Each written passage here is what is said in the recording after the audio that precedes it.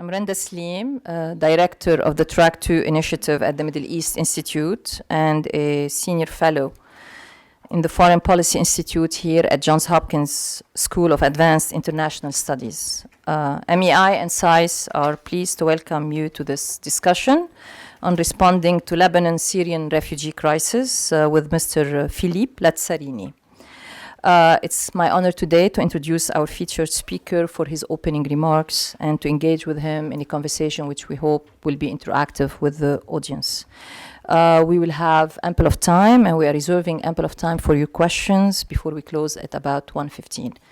Before I go on, please, I would ask for people who are sitting on the outside to move toward the wall because we need to leave space for the late arrivals, if possible, right? For everybody who's sitting on the outside, please move toward the wall. The Middle East Institute would also like to bring to your attention our next public event next Wednesday, June 29 at midday. MEI will be hosting 3 Syrian journalists and civil society activists for a discussion of media activism and the role of women in Syria's civil war. Space is going to be limited for that event. It's going to happen at the MEI building on N Street, N like Nancy. And so please visit the MEI website to register to attend. Before I give the floor and make a few introductory remarks, introduce Mr. Lazzarini, let me just help contextualize the discussion we are about to have with Mr. Lazzarini. Today, Lebanon is facing the perfect storm. We have political paralysis, no president for the last 2 years. They have had municipal elections recently with some success, but still we have this kind of political paralysis in the executive branch.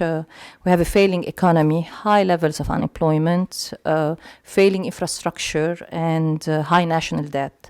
And on top of that, a country of 3.54 million people is hosting 1.5 million Syrian refugees, on top of the hundreds of thousands of Palestinian refugees that have been in the country for a while. In terms of scale of the numbers, think about the whole population of Canada moving into the United States. That's what Lebanon is dealing with these days. So while some of us, including myself, have been surprised by the resilience that Lebanon has shown to date in handling all these challenges facing it at the same time, I think all the indicators that are coming out of the country now, economic, political, social, and Mr. Lazzarini will be talking about that, seem to trend in the direction that maybe we are reaching a tipping point where this resilience, which has so far helped Lebanon stay afloat in the midst of the storm facing the region, that this resilience is going to be tested. And Mr. Lazzarini has been arguing, and he has an op-ed that has been published in the Daily Star, which I highly recommend to read it. We have copies outside. Please pick these copies on your way out. So Mr. Lazzarini has been arguing for the need for the international community to develop, and rightly so, a comprehensive approach of support or risk the implosion of a country that is vital to regional dynamics. And he will be speaking more about this during his presentation. But before I turn over the floor to him, let me just say a few remarks about Mr. Lazzarini, few introductory remarks. He is, it's my pleasure to introduce him. He is the UN Deputy Special Coordinator for Lebanon. He's a resident and humanitarian programs coordinator and UN Development Program resident representative in Lebanon. He has extensive experience in humanitarian assistance and coordination in conflict and post-conflict areas. For several years, until spring 2015, he held a leadership position in the UN Assistance Mission in Somalia. Prior to that, he served in a number of senior positions in the UN Office for the Coordination of Humanitarian Affairs and in the field in Iraq, Angola, Somalia, and the occupied Palestinian territories. His earlier career included service with the International Community of the Red Cross and the private sector. He's in Washington for a 2-day program of official meetings, and so we are delighted, MEI and SAIS are delighted that he built in time for this public event, and we look forward to his remark. Please join me in welcoming Mr. Lazzarini.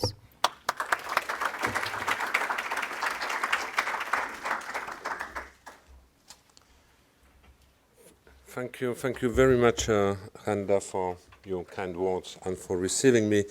and also to the Middle East Institute, just for Ambassador Wendy Chamberlain, Miss Kate Seeley, and also Mr. Mark Shellan for receiving me. I think, Randa, you said it all. Wow. You almost said it all. I mean, you capture the essence of what we would like to discuss today. But it's the second time I'm in Lebanon. I was in Lebanon at the time of the Civil War, the last chapter of the Civil War. I started as an ICRC delegate, and I have the chance to go back 26 years later as a UN representative. And just before I was leaving to Beirut, I went to New York and I met the Deputy Secretary General, Mr. Jan Eliasson, and basically he told me, listen, Philippe, I just come back from Beirut. I will describe to you what's going on in Lebanon. Imagine, in a very visual way, imagine a man hanging on the 12th floor of a building, the entire neighborhood looking at this man, wondering when this man will, fall, and 3 months later, the same neighborhood still looking at this man. And it was his way, to describe this defying gravity of the Lebanese. I think, Randa, you were talking about the resilience. Most of the time we are talking about, this incredible ability of the Lebanese to manage any kind of crisis or edgy situation. But indeed, and I think this is something I would like to discuss today, and it's one of my main messages being in New York and in DC, like in any situation, resilience is eroding, and it is definitely in the interest of none of us to find out where the tipping point of this resilience is. Lebanon in the region remains the last, I would say, heaven in a very troubled, Middle East, which still in the mind of the people, represent this idea of multi-confessionalism, multi-tolerance, multi-ethnicity, and so on. And what's at risk today is definitely, the Lebanon many of you used to know, many of you would like to see to remain, but if collectively, we are not, taking more assertive action, or if collectively we continue to let the Lebanese deal on their own through their resilience way, there is definitely a danger. The danger are multiple. If you look at the political situation, it's an extraordinary polarized scene. It is polarized to the extent that the country has no president for more than 2 years. And who say no president means a government which does not decide anymore, because you have a government with 24 ministers representing all the confession, but they are all custodian of the president's prerogative, which means no decision anymore because anyone has a veto right. At the same time, you have also a parliament which does not meet anymore, does not legislate anymore, because it cannot agree on, the president, to come. So this has definitely an impact on the day-to-day running of the country, and you might even remember, for some of you, a few months ago, there was this incredible and disgraceful, garbage crisis. We were talking about Lebanon while much more is at stake about the garbages. And that's the reason why I told my colleagues this is becoming far too disgraceful. 285 days to try to agree how to address this problem in the short term.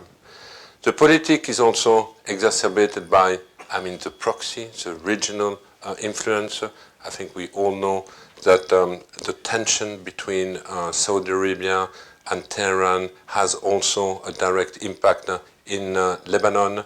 You might remember at the beginning of the year also the harshening of the tone regarding the country for the lack of condemnation of the Hezbollah, and while at the same time Saudi Arabia, starting to take a certain number of measures impacting the country, such as, suspending, the military support to the Lebanese army for a $4 billion deal.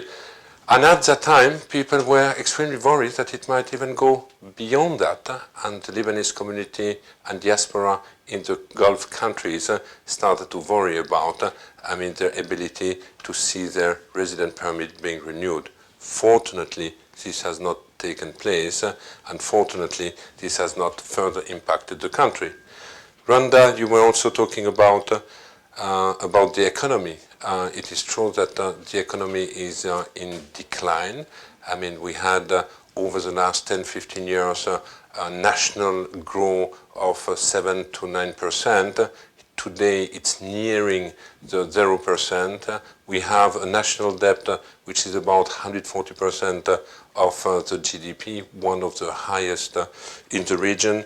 The unemployment is skyrocketing.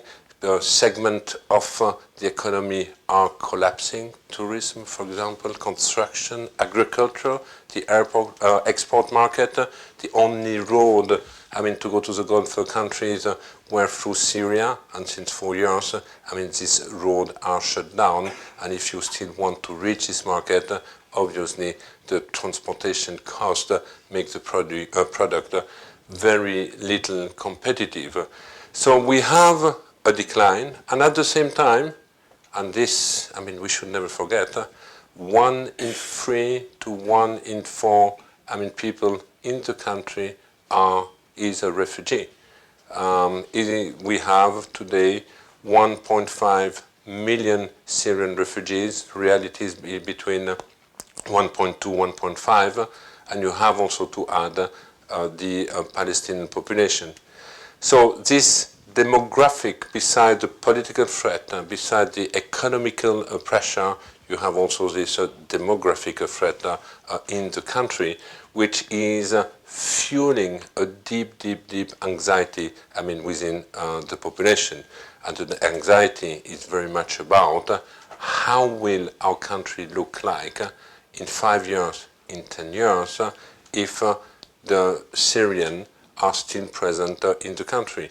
If there is no political solution in Syria, if the condition for them to return safely and in dignity to Syria, what does it mean for a country like Lebanon? Obviously, this existential anxiety is something which is expressed, but it's not yet debated in the country. At the same time, we have an international community which is very much mobilized, to support the country to deal with the impact of the crisis. I keep telling my colleagues from the international community, our action should not be an action gearing at responding to the need of the refugees. Our action should be an action geared to support the country and the Lebanese to deal with the impact of the crisis, including this massive refugees presence. It is because this presence is a huge burden for the population. Most of the people are located in the Bekaa Valley, in the north of the country, and most of the time in the most impoverished area of the country. So the needs of the Syrians are shared and are also the needs of the host communities.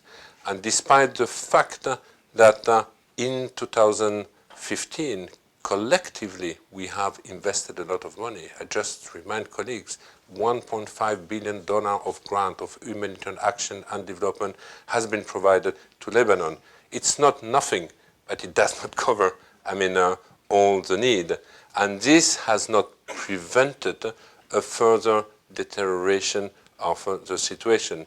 The vulnerability of the host communities and the Syrian is increasing, and while even 1 year ago we had about 600,000 people living living with less than $2.4 a day, this number has almost doubled today, and we have about 1.2 million people. So despite a massive mobilization, but because of all the strain and pressure on the country, the situation is also deteriorating for the day-to-day of the people. And this is the reason why I do believe that our action as member of the international community is to promote a conflict prevention agenda rather than just, to support, some strain in the country.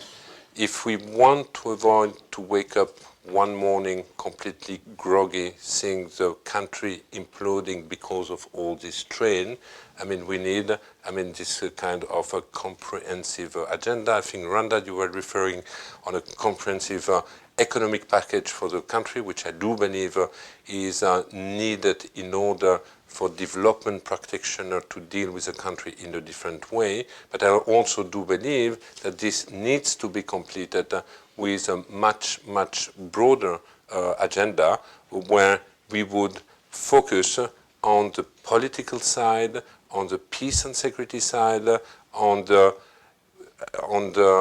stabilization side, on the institutional weakness, because the country, is not just discovering its weaknesses today. Let's be also honest, and I think it will come back in the discussion later on. But its pre-existing problem are further exacerbating all the danger, all the pressure, coming from the region. And today, Lebanon is a country which is extraordinarily exposed, to the dynamic in the region. It makes it extraordinarily fragile and vulnerable. And this is the reason why I do believe that there is still time or still a momentum to shield the country against, the danger coming from the region. And while we are lagging behind in most of the other countries, such as Syria, Yemen, Libya, in the context of Lebanon, we still have the possibility to take the initiative to promote a proactive, I would say, conflict prevention agenda. The dangers, are not only those coming from Syria, but there are also danger, coming from the relation between the Hezbollah and Israel. And for this, I would like also to highlight the work which has been undertaken by UNIFIL. UNIFIL is the United Nations peacekeeping mission on the Blue Line, on the south of the Blue Line, for which over the last 10 years they succeeded to contribute to make this region almost one of the quietest in the Middle East nowadays, which is also, no one would have thought this, 10 years ago, but it is the case today. But it does not mean that this stability also needs to be taken for granted. So my main message when I went to New York, meeting the member states, or being also here in Washington, is to say, yes, it is true that the Lebanese have shown remarkable, resilience, has shown remarkable hospitalities, and this needs to be commended. Just compare with, just try to imagine, to compare what happened in our respective country or even in Europe and the Lebanese situation. When we talk about 1/10 of the immigration movement in Europe or the refugees, it provokes a earthquake to the extent that this morning we woke up with Brexit. In Lebanon, the country is still holding.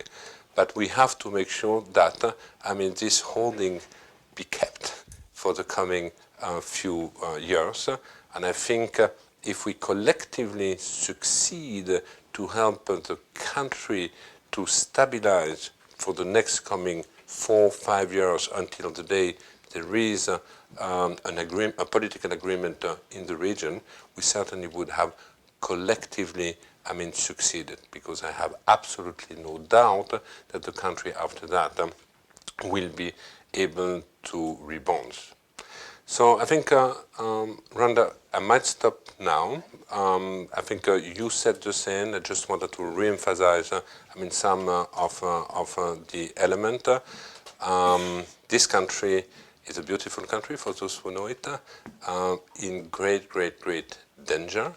And I think more needs to be done by our, I would say, respective governments or those who have an influence in the region to maintain, the idea of a tolerant, pluriconfessional, and democratic country in the region. So thank you.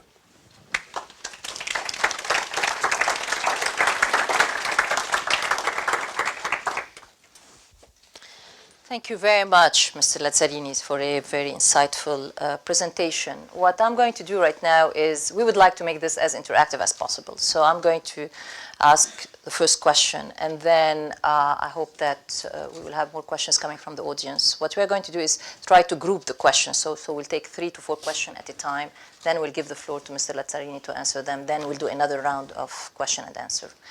So the first question, so you talk about the need to do a comprehensive approach to prevent the implosion of the country. And so if I were to put myself in the situation of a decision maker, policy maker in this town, so the question is, what's policy number 1? What's policy number 2? What's policy number 3? So in terms of priorities, what should be the number 1, number 2, number 3 priorities for a country like the United States, or but at the same time for a country like Lebanon, which is hosting the refugees? As mentioned before, it's a multifaceted approach. And when it comes to the United Nations, but we are also exchanging with, the member states, basically our focus is to say, number 1 is peace and security. And peace and security means border control, support to the security forces, support to the army, develop a preventive violent extremist agenda. That's the focus on the security. But this is not enough. We need also functioning institution, and there is quite a lot of bad governance in Lebanon, which also needs, to be addressed. We need also to modernize, the country. There are pieces of legislation which needs to be adapted. So the country needs also support at this level. The third element is the socio-economic, and the socio-economic is certainly the most complicated one. When we met in London as member of the international community, we said in the neighboring country like Jordan or like Lebanon, we aim at creating 200,000 to 300,000 jobs. But the question is, how do you create 200,000 to 300,000 jobs in an environment where the economy is in decline, the growth near the zero growth, where you have no confidence anymore from the investor, you have no confidence anymore from the consumer, and you have so many uncertainty. It's almost mission impossible, as I would say, in French. So we have to go beyond our traditional way of providing development support. Lebanon is not a fragile state. Lebanon is a middle-income country in a region with high danger. And that's the reason why I think that if we talk about the socio-economic also, it's a mix of, it's a kind of a stimulus package we are talking about. We need to share the risk of the investment between the international community and the Lebanese, between the state and the private investor. That means we need to develop instrument around the concession, around the issue of a concession loan, for example. The risk sharing is absolutely key, because otherwise no one will go, otherwise the money is far too expensive. We have to help a divided government, to agree on what the priority investments are. We have to help a divided legislator, to adapt, the piece of legislation which would provide an environment conducive for the resumption of economic activities. This is the only way, to create jobs. Otherwise our call as member of the international community is saying, well, provide access to livelihood to the Syrian or to the Lebanese, will not go anywhere. So I think there is this three-pillar approach that we try to put in place, which I do believe that any government willing to promote a conflict prevention agenda on Lebanon, should implement. I'm going to ask one more question and then turn it over to the audience. Now, we all hope that the Syrian crisis will end tomorrow. with a peace agreement, and that will enable people to go home. People want to go home. People don't like to be refugees. However, it's fair to assume that this is not going to happen, despite our strong wishes, that this might take a long time.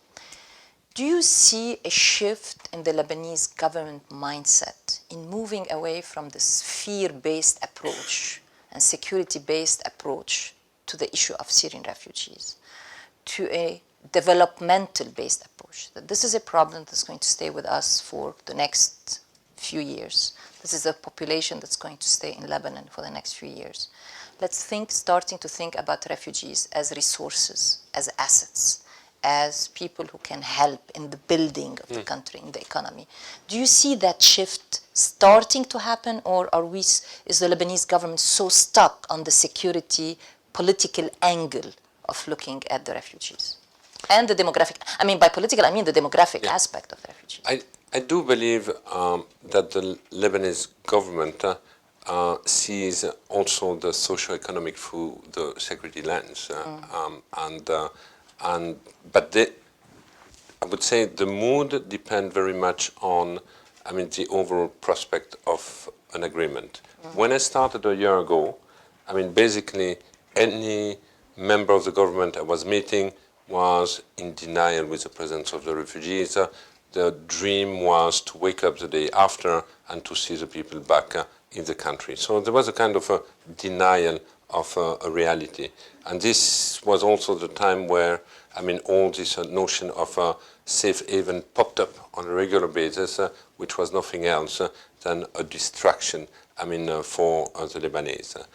I would say that whenever we see a prospect in the peace process, like it was the case in November last year when the talks in Vienna started, the appetite to look at multi-year approaches, providing access to livelihood activities to the Syrian while waiting to go back to Syria, this discussion could take place. But when the prospect of the peace process is going further, this discussion again becomes more difficult. But I also believe that a way to address it is to focus our effort on the Lebanese economy. Talk about, the Lebanese companies, the Lebanese businesses, because we perfectly know that the non-skilled, lower-cost labor force in the country is primarily composed by the Syrian. The Syrian were present before the war. We had up to 300,000 to 400,000 workers being active in the construction and agricultural sector. So if you can revitalize this sector of activities, quite naturally, you will also, create a job, for the Syrian. And this is something, the Lebanese need, and they reckon it. Right, thank you. Questions from the audience, and we have a microphone that's going to be circulating. Samir is kind enough to just share. Okay, the young lady in the back, please. Please state your name and institutional affiliation. Hello, my name is Ninar Kairouz, and I'm with In Defense of Christians. I'd like to ask about the problem of radicalization in the camps. How aware are you of that, and what is being done about that? And also about the other minorities who are too scared to be in the camps, like Christians and Yazidis, and they don't have refugee cards.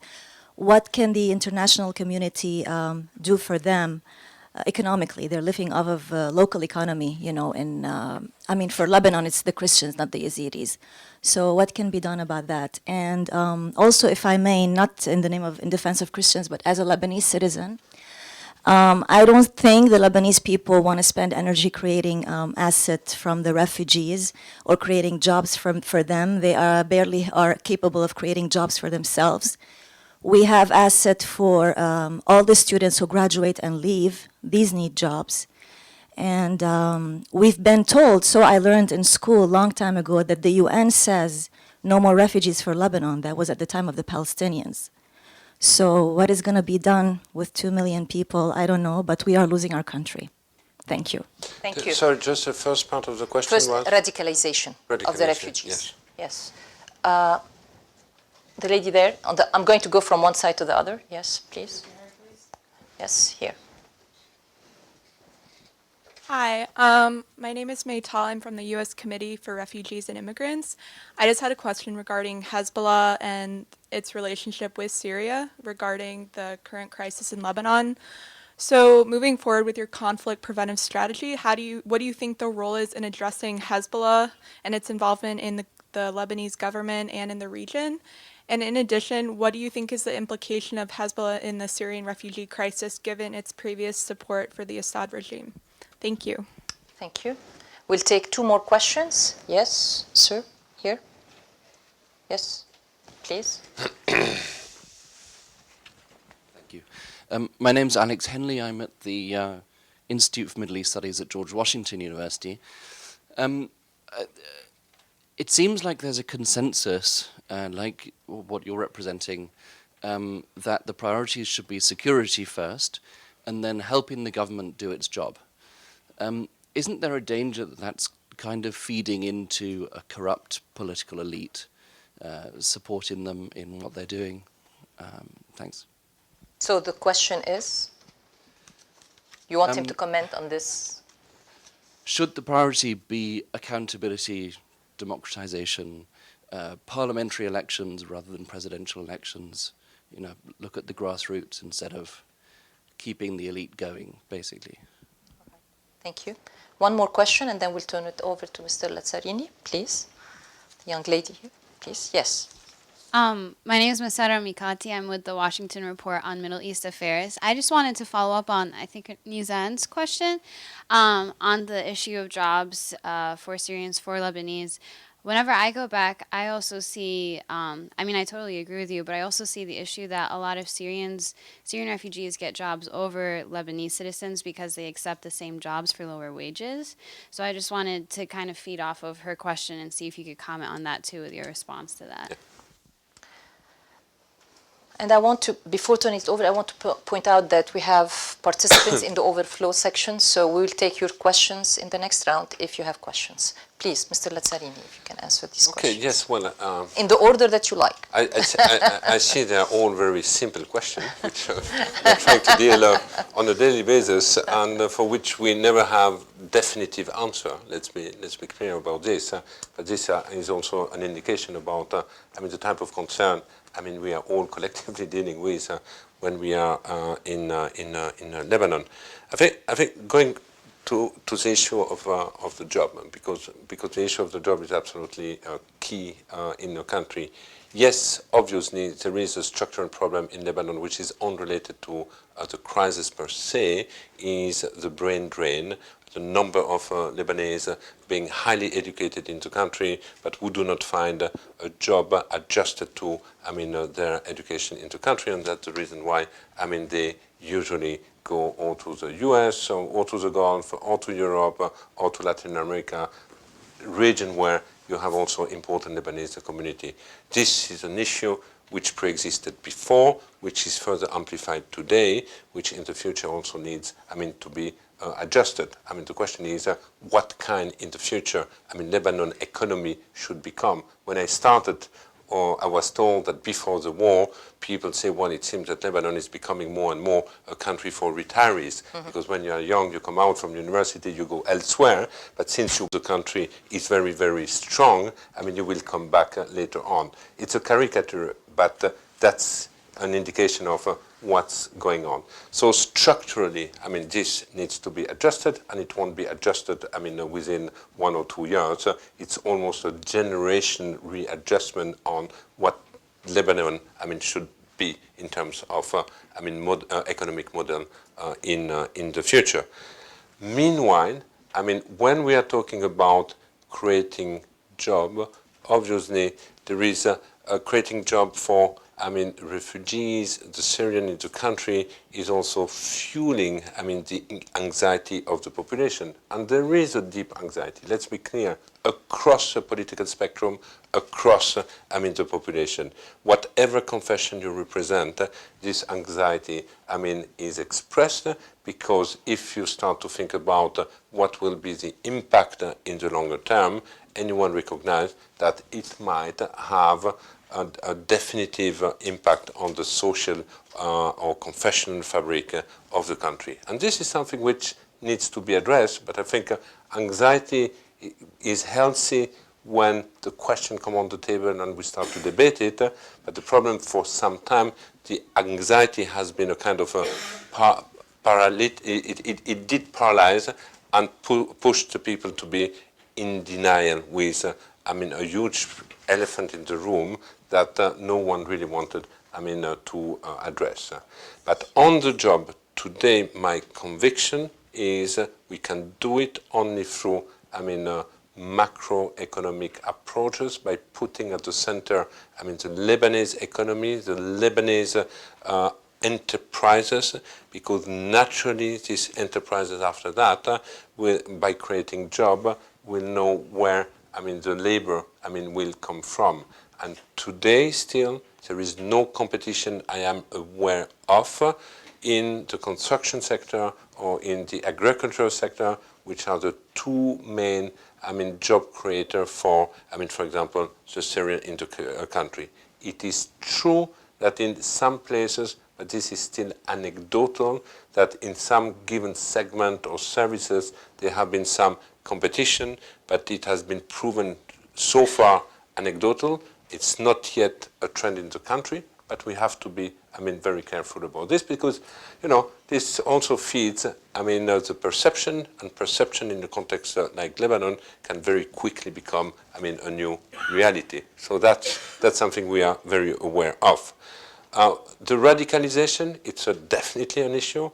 Think about, you have in the country part of the more than 1 million new refugees, 70% are women and children, and you have about 500,000 children between the age of 5, 6 to 17.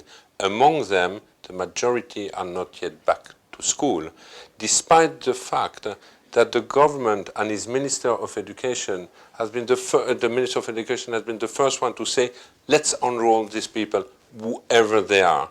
But we succeeded in supporting him, to bring back to school not even half of the children. And this is a real challenge. We are in now it's a 6th year. What about if this, is extended in the future? And I think our focus when it comes to prevent radicalization, prevent violent extremism, will need to be on education, but also to make sure that there are no durable pocket of extreme poverty.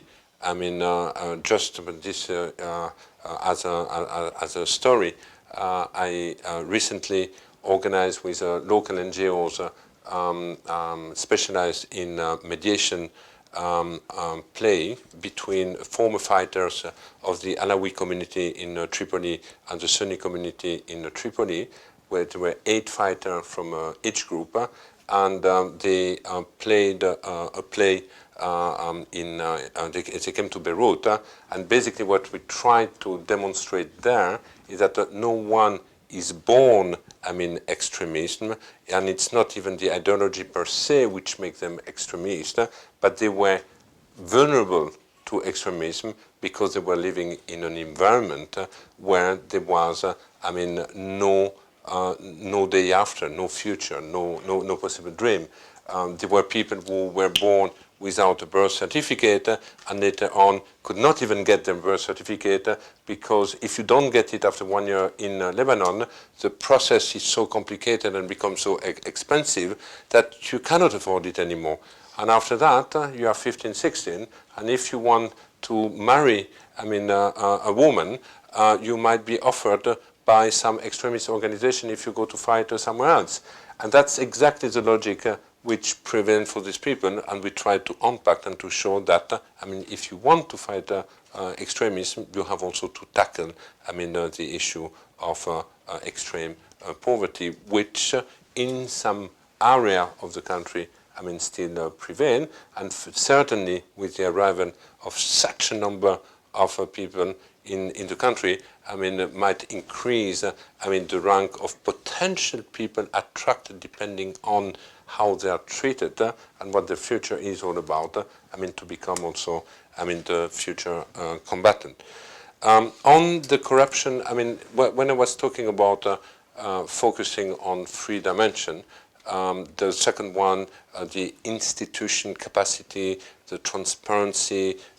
Basically, I had exactly the same in mind than you. The corruption and the bad governance, in the country is definitely an issue which also needs to be tackled. Fortunately, and as a good starting point, the country has adopted a certain number of legislation which makes its financial and banking system, compatible with the expectation of the international financial system. And this is certainly one of the entry points, to promote better governance in the country, to promote better, transparency. Don't forget the country, beside, what you said and what's behind what you said, also has been unable, to present a budget for more than 10 years. And if you have no budget for more than 10 years, that means the country hasn't talked about any of its national priority for more than 10 years. So we have also, to help, to guide the discussion in this direction. On the question regarding the Hezbollah, it's not secret. Hezbollah is present in Syria, is fighting in Syria despite the government position of disassociation regarding the conflict in Syria. It is definitely an issue for the country, but we also know that this is part of, I would say, the complicated, if not inextricable, political dilemma in which the country is all about. We have a government. Hezbollah is member of the government, is member of the parliament, but on the other hand, has also an army, a parallel army, which is also fighting along the regime. As you know, politically, the country is extraordinarily polarized between the two movements. March 8 more sympathetic with the regime in Damascus, and March 14, which is not. And this is not along, I would say, sectarian line, because we find,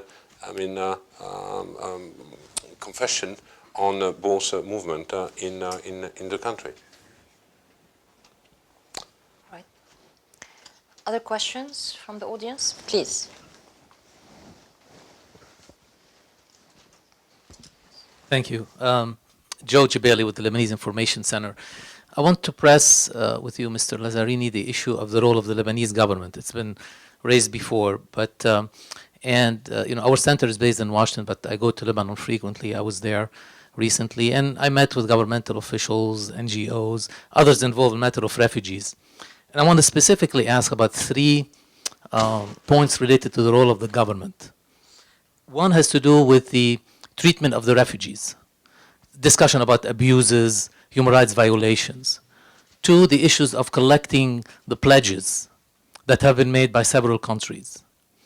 And 3, the issue of non-refoulement, the issue of limiting the influx of refugees into Lebanon. Thank you. Question? Yes. The young lady here, please. Hello, I'm Caitlin Gallagher with the Bank Information Center. The World Bank recently announced a new MENA financing initiative that would provide access to concessional lending to countries that are hosting Syrian refugees. Is Lebanon planning to access that concessional funding?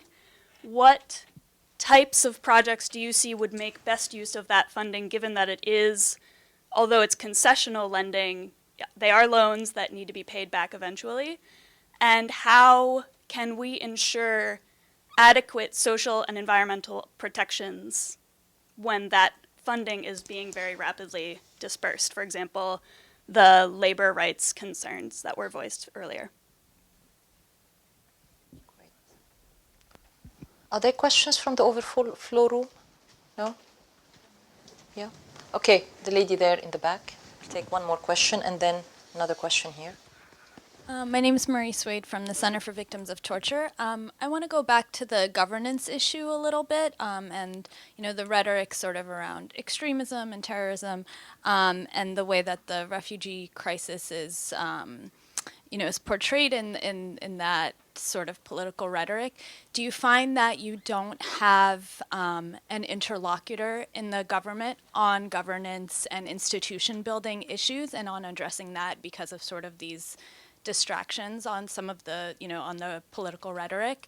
And assuming that that the answer is probably a little bit yes, what role does civil society play in this regard, and what can Western-based civil society organizations and foundations and even governments do to foster what I assume is a flourishing civil society in comparison to the rest of the region? One more question. Amal, please.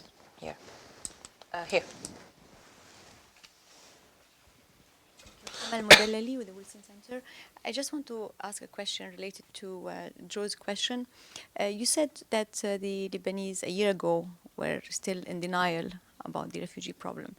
I was looking yesterday at some Facebook postings from Beirut, and in Bekaa, people are like really surprised that there is a cemetery for Syrian refugees. So these people are being buried in Lebanon. Talk about denial. So could you please tell us what kind of signs you see in the Lebanese government that they are out of the denial stage, and what are they doing to handle this issue in a more professional way? And the other part of the question is about the education. I hear it all the time from UN officials. Oh, we managed to have 250,000 students go to school and 250,000 are out of school. What is the problem? Why 250,000 students are out of school and you're going to have 250,000 people without jobs, and maybe they will radicalize too? Thank you. All right. We'll turn it over now to Mr. Lazzarini, and then we'll do another round of questions afterward. Yeah, thank you. Starting with this question regarding the refugees, the pledges, non-refoulement. The main problem we confronted when it comes to the right of the refugees is that because of their difficulties to access a proper livelihood, because of their living condition. By the way, there is no camp in Lebanon.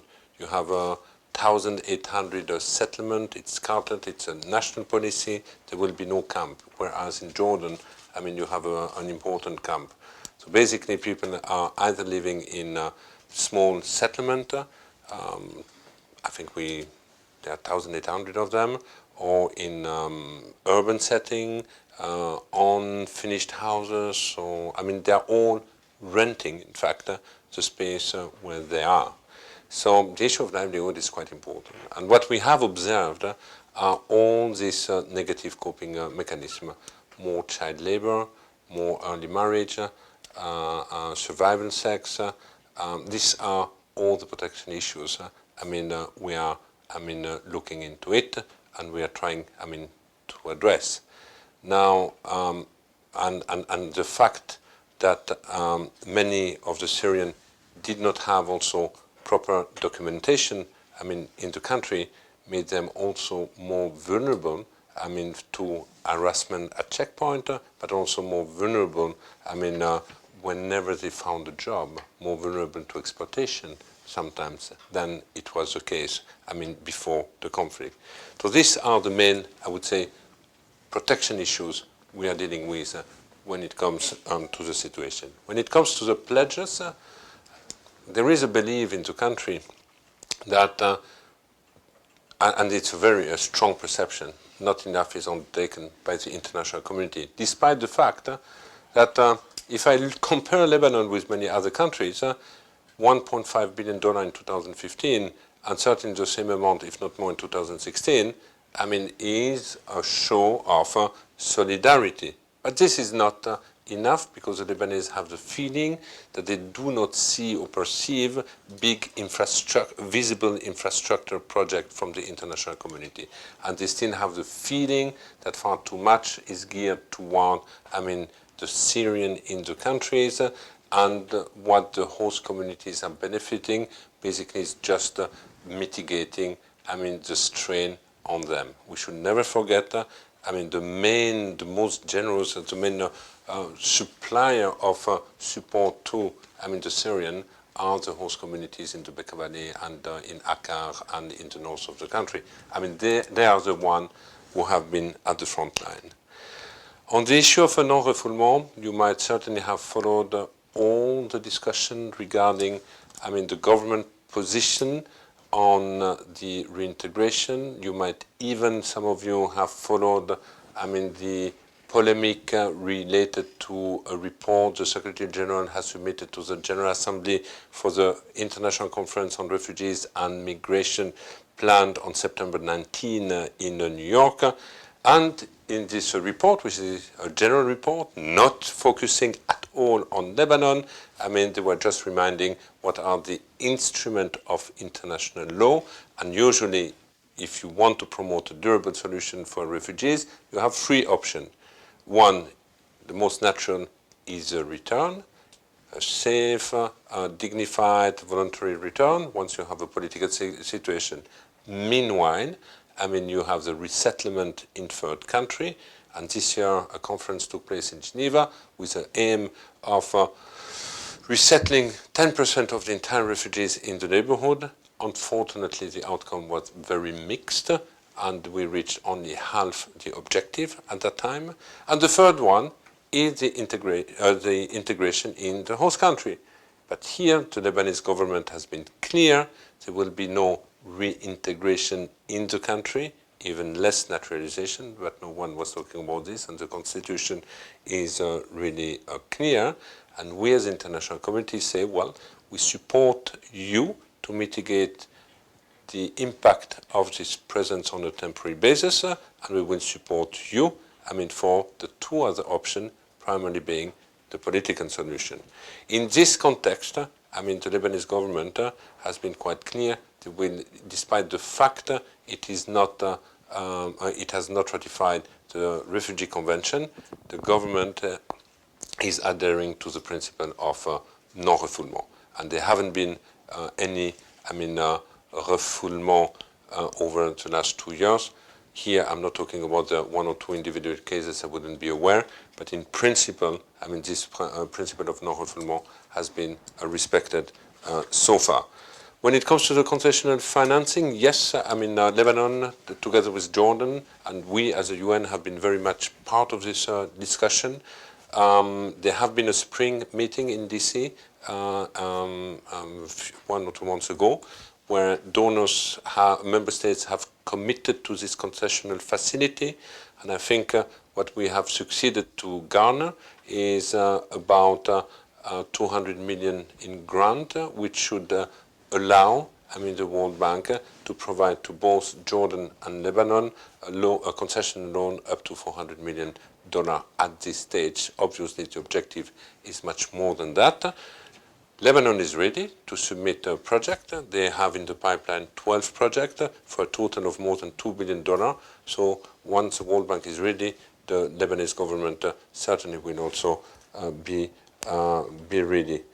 On the issue of denial, I would say the government has shown when the peace talks started in November in Vienna that when there is a prospect of a process which might end to a solution, that rationality can prevail, and we could start to talk about a 3-4 years plan. And the government came, to London conference with a clear intention to ask the international community to help to focus on education and on job creation in the country, and also to call the international community to support the funding of some big infrastructure. So for the first time, we had a policy document coming from the government, which was submitted to, the Council of Ministers, talking about a 3-4 years approach. And I think this has been clearly a sign that, denial does not prevail all the time, and that we can have, this kind of a discussion. On education, it's certainly one of the most challenging one. There are many reasons why children are not enrolled to school. The question of the distance, transportation fees, preference of a family sometimes to send the child, to beg in the street or to walk, in a farm rather than to go to school, especially if by doing so, they bring back, some money. So we need to tackle the issue of education, not just through the education lens. Again, it's through a comprehensive approach which tackles also the socio-economic for the people. And we cannot address the education approach just through formal education. We have also to look at how with partners, and NGOs, local communities, to reach out the children through non-formal education under a national umbrella which would provide the necessary curriculum. And this is where we are focusing now our discussion with the Ministry of Education. Last but not least, I think there was a question regarding the civil society. You saw the civil society was very vibrant last year, especially on the issues related to the garbage crisis, to the corruption issues. I would say this civil society movement or street movement has now been transformed into some, I would say, new political initiative. The last municipal election have been an indication on how the street movement has partly transformed into this Medina party in Beirut, which is a kind of a premiere, especially in an environment which has predominantly been ruled by, traditional political party. When we talk, and last comment, when we talk about the government, let's be honest, always ask the question, who? Because if you have a government which cannot really convene, the Council of Ministers because of the divide, it's always important to find out, who you have talked to in order to better understand the sensitivity we are talking about. So, yeah. One last round of questions. Yes, please, lady here again. One more question for you. So, leading up to the Lebanese civil war, there was the Palestinian refugee influx, and that led to a huge outcry within the Lebanese population. And one of the concerns was how it upset the sectarian balance in Lebanon. There's still an issue of sectarianism in Lebanon. So I was just wondering if there's still this, if the outcry about the Syrian refugee crisis is focused on the economy, or if there's also concerns about the sectarian environment and how you think the refugee crisis today is going to play out in Lebanon's sectarian environment. If I may add this question to this question, is because, let's be very real here, is that the majority of the Syrian refugees belong to one particular point of view, which is anti the Syrian regime, and the majority of Syrian refugees come from one particular confessional group, which is Sunni Muslims. And so given the mosaic and the delicate confessional balance in Lebanon and the political polarization over Syria, I think that is something that, worth talking about, because that's part of the narrative underpinning that. Let me ask, I'm adding to this question, and you can agree or disagree with me. I want to take other questions because, yes, Samir. I have a question. Tfaddal. Are you allowed? Yes, he's allowed. And then we have questions there. Yes, Samir. So you implied that it's in Lebanon's best interest for the Syrian conflict to end, so that the refugees can return home, and that whenever there is a chance for the peace process, there's some sort of rationality involved. So has the Lebanese government, felt the urgency to, to see a peace deal happen for Syria, and have they, lobbied the international community or made any efforts to, push a peace deal, a negotiated solution to the conflict? Have they tried to curtail or roll back Hezbollah's involvement in Syria to help aid that process? We have two more questions in the overflow room. There. Yes. Name and institutional affiliation, please. My name is Leslie Tuma with the American Task Force for Lebanon. Thank you very much for your comments. I was interested in particular to hear a little bit more about non-formal education efforts, given the number of Syrian refugees that are not in school. We've had a number of discussions with leaders in Silicon Valley, and I'm just wondering about fast-forwarding, using technology to kind of bring to bear on the problem. Thank you. Thank you. And then we have gentlemen in the back, right? No? That's it? Another question here? Okay. We'll turn it over to you, Mr. Lazzarini. Thank you. I mean, the question on the sectarian balance is a fundamental question. That's when I was talking about the various threats and mentioning the demographic threat. Basically, that's exactly what I had in mind. And we need to have at one point a discussion about what if. What if there is no political solution?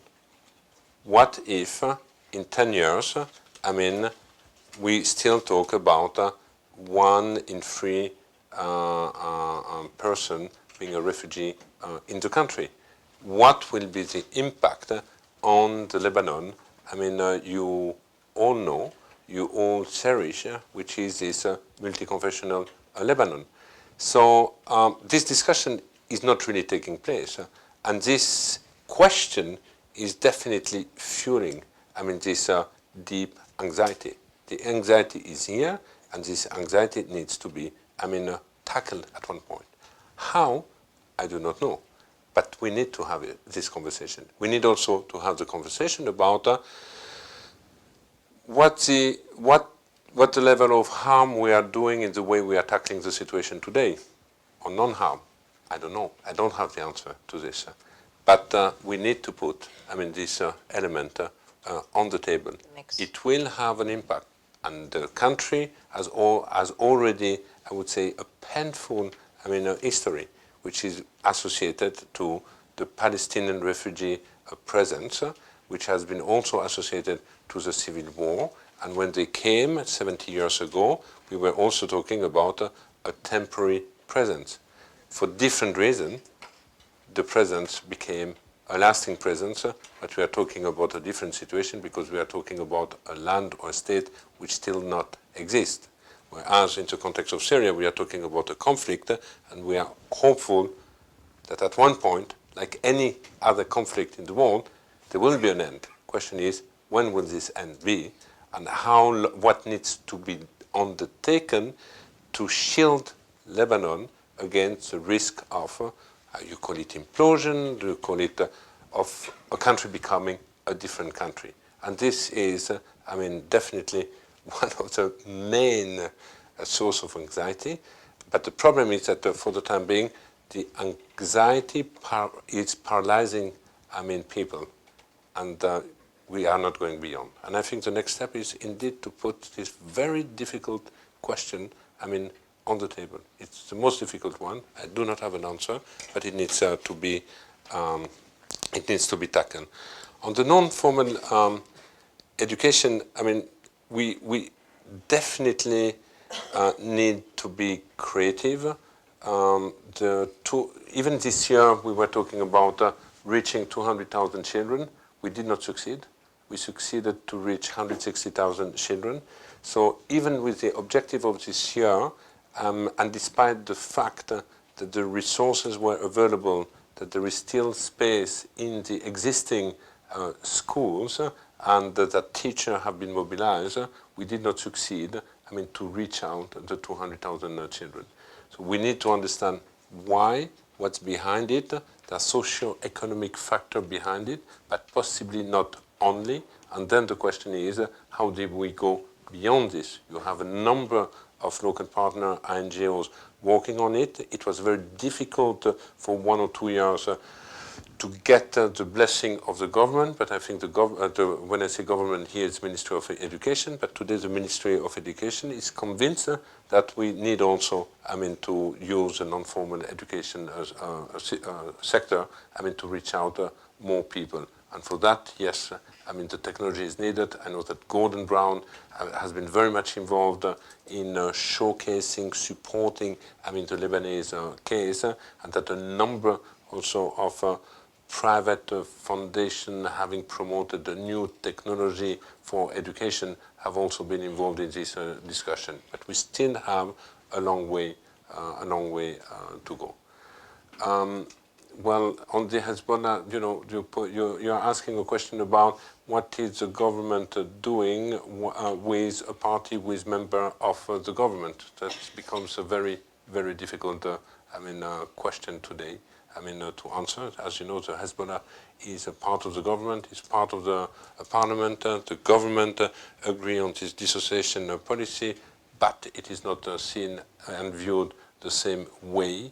When we talk about a peace agreement in Syria with the current political divide in country, it also reflects, different view on what a political solution should be or not be. The only thing I can tell you is that Lebanon is a part now of the International Support Group, attends all the meetings of the International Support Group, and this is a group, which for the time being has been tasked, to find a political solution. We know where we stand today. Unfortunately, the prospect is grimmer than it was, a few months ago. But I hope that, at one point, there's some glance of hope, will re-emerge because we cannot give up.